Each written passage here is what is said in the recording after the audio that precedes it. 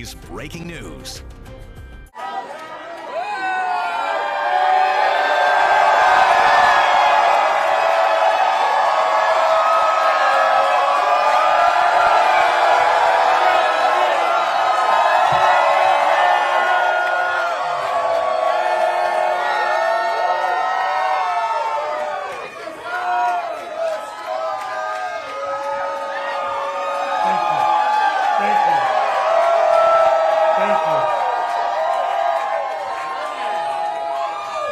Thank you, my friends.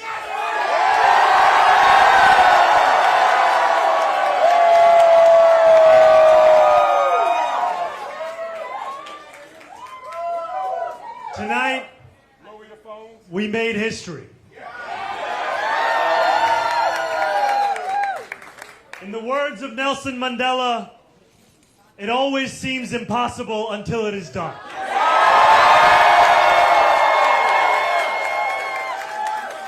My friends, we have done it.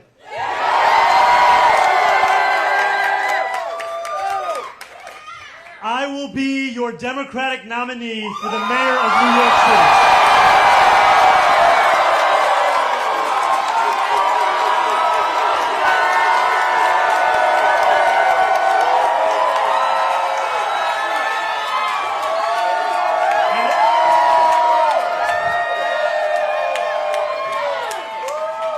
An hour ago, I spoke with Andrew Cuomo about the need to bring this city together as he called me to concede the race.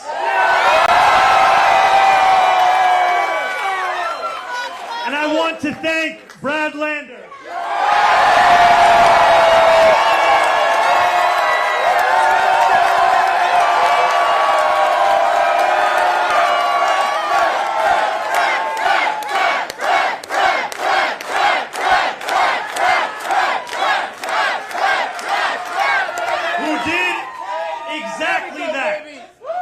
Together we have shown the power of the politics of the future.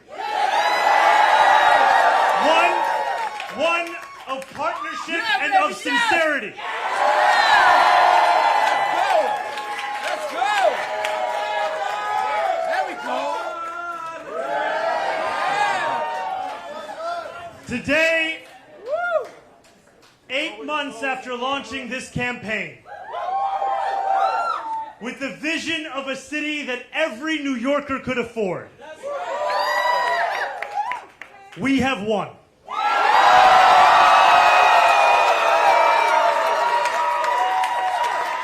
We have won from Harlem to Bay Ridge. We have won from Jackson Heights to Port Richmond. We have won from Maspeth to Chinatown.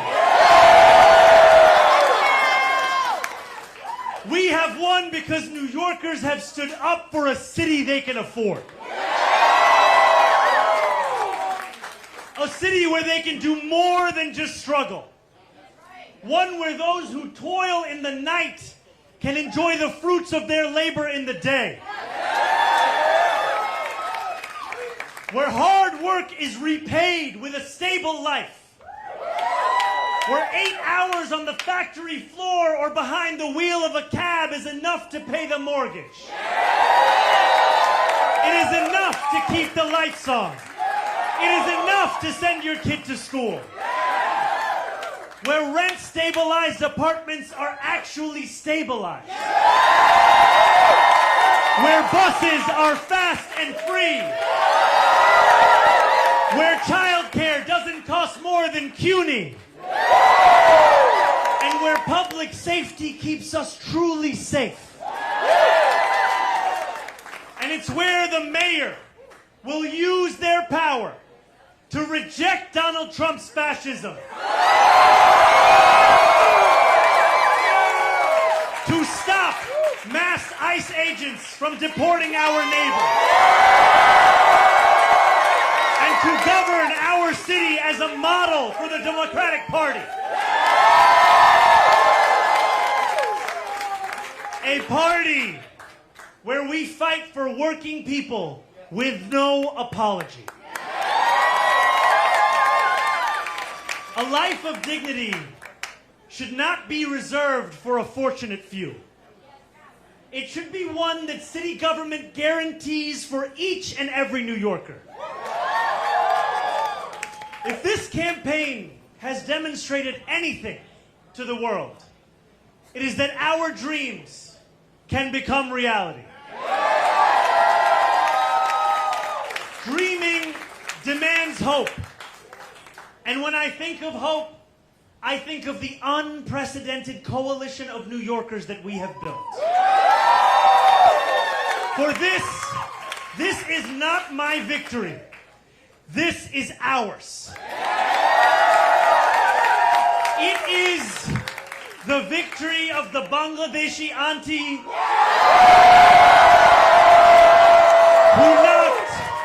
who knocked on door after door until her feet throbbed and her knuckles ached. It is the victory of the 18-year-old who voted in their first ever election. And it is the victory of the Gambian uncle who finally saw himself and his struggle in a campaign for the city that he calls home. Dreaming demands solidarity. And when I look out at this room and out onto the midnight skyline, that is what I see. Canvas launches that continued in the pouring rain. Children who called parents. Strangers who care about those they will never meet. A New York that believes in each other and in itself. This is solidarity. And it defines our victory. And above all, dreaming demands work. Last Friday night, as the sun began to drop in the sky, I set off on a 13-mile walk from the northernmost tip of Manhattan to the base of the island. We began in Inwood, where music played and neighbors set out dominoes on the sidewalk. It was 7 p.m. The weekend had arrived. For most people, the time for work was over. But this is New York, where the work never ends. Waiters carried plates on 181st Street. Conductors drove the subways that rattled high above 125th. And world-class musicians tuned instruments as we passed Lincoln Square. By the time we made it downtown, a crowd marched behind us, a living embodiment of the energy and purpose that defines this campaign. Still, long past midnight, New York worked. Garbage trucks weaved through empty streets. Fishmongers carried in tomorrow's wares. And when we finally arrived at the Battery at 2:20 a.m. in the morning, the workers who run the Staten Island Ferry were on the job too. Just as they are every hour of the day, every day of the week. Each of these New Yorkers carried a dream with them that night as they labored. Just as each of us dreams of a New York that is more hopeful and affordable for all. And we have worked hard for our dream. This has been a historically contentious race. One that has filled our airwaves with millions in smears and slander. I hope now that this primary has come to an end. I can introduce myself once more.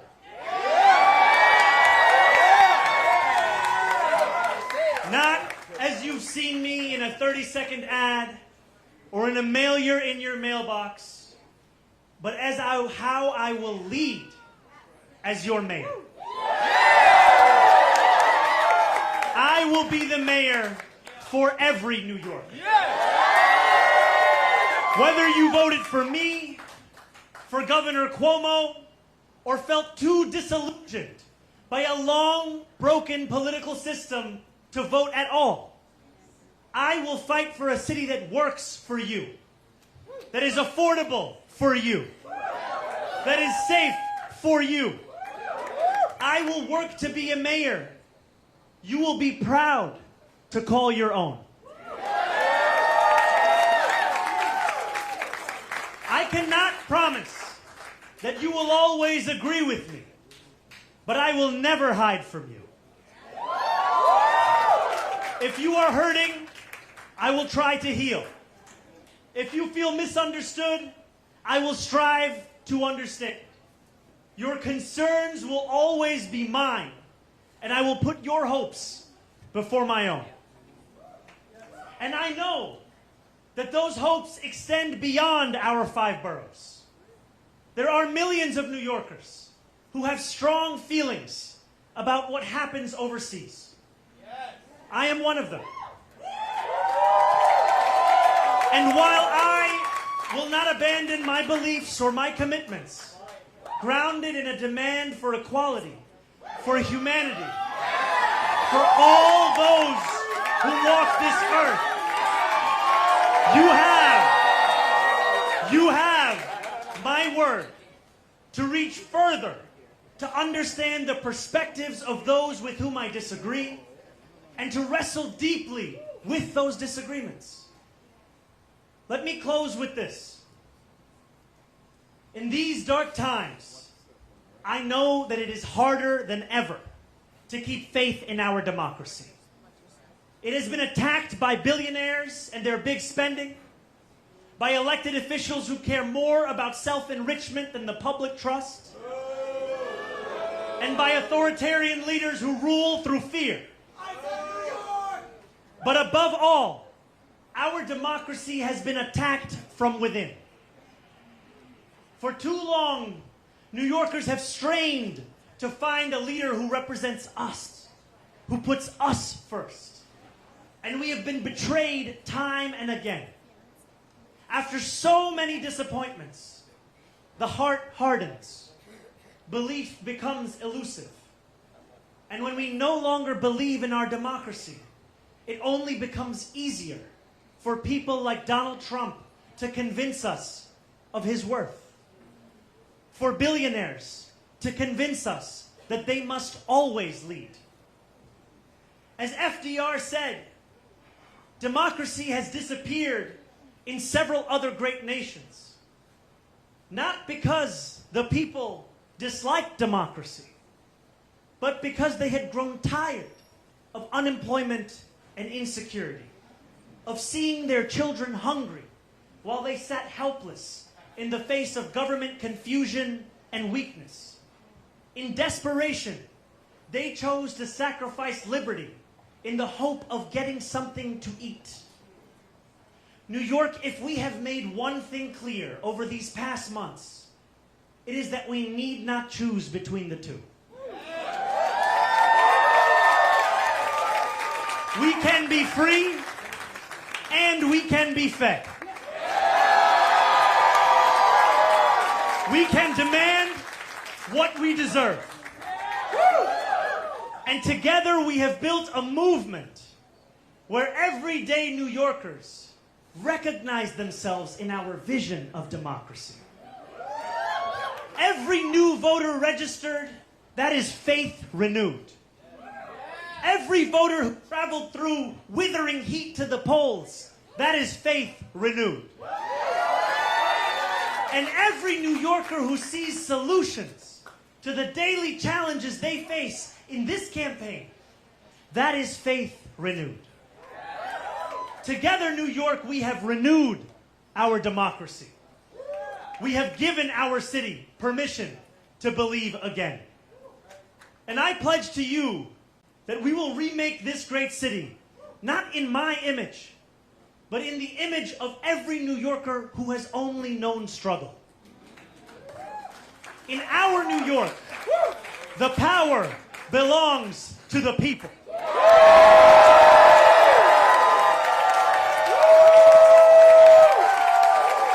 And as I thank the people that are here with me today, and as I thank the incredible leaders who have long fought for those people, who are here across this crowd and across these 5 boroughs and standing next to me in the Attorney General of this state,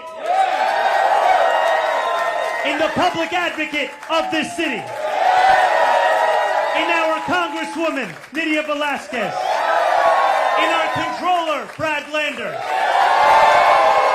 and in every single person who believed in this campaign long before it was easy to do so. And you believed when it was difficult. We dreamt in the night, and we are now building in the dawn. That new day, the one that we have yearned for, the one that we have struggled for, the one that we have knocked for, have texted for, have called for, the one that we have obsessed over. That new day is finally here, my friends.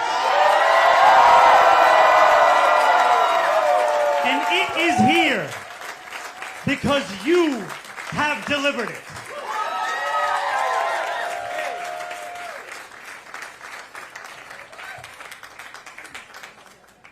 Thank you.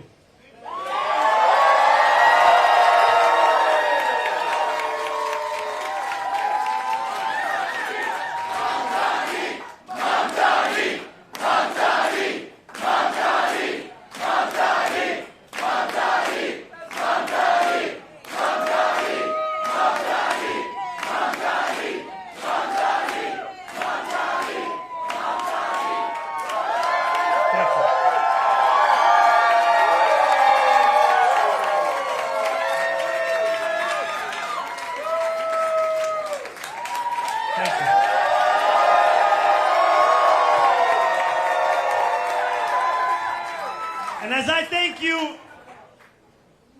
I must thank those who brought me into this world. I must thank my mother and my father.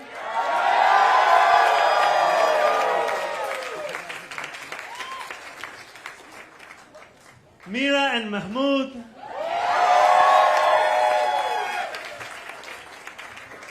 And I must thank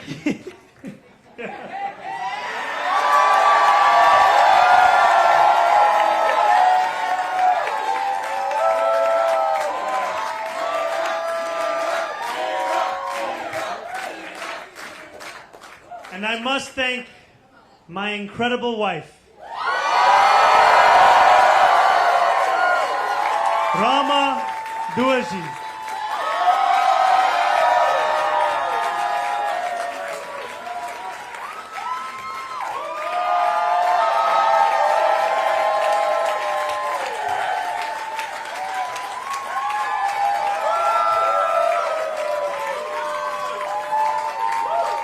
Thank you. Thank you so much.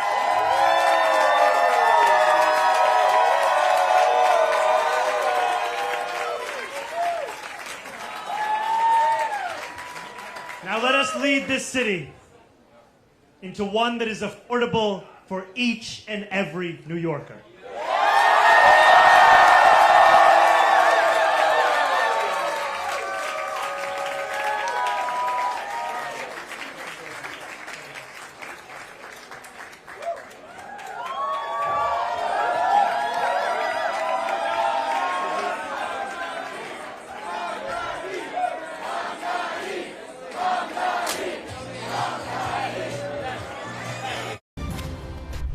This has been breaking news.